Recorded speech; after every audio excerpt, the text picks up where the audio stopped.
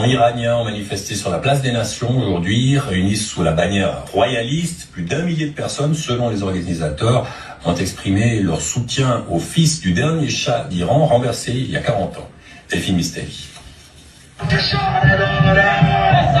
Une foule en liesse venue des 4 coins de l'Europe, comme ces danseuses exilées en Suède.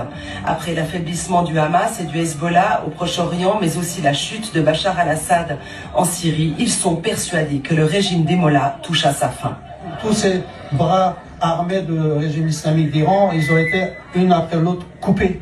Donc, ce qui nous permet de penser qu'on a une possibilité de réussir et les faire partir, les ayatollahs de chez nous.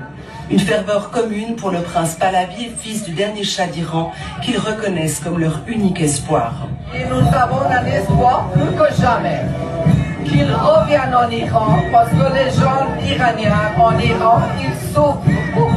Ici, républicains et royalistes se côtoient pour la démocratie.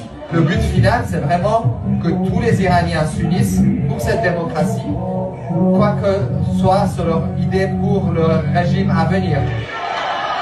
À quelques mètres de là, devant une salle comble, le prince en personne prend la parole au sommet pour les droits humains. Je suis ici pour représenter mes compatriotes qui ont été réduits au silence depuis bien trop longtemps.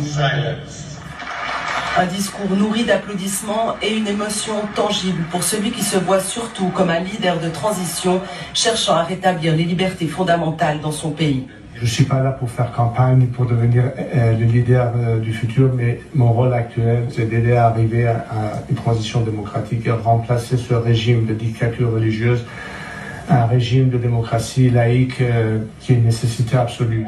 Ne s'estimant pas redevable de la politique controversée de son père, il se veut aujourd'hui comme une figure fédératrice.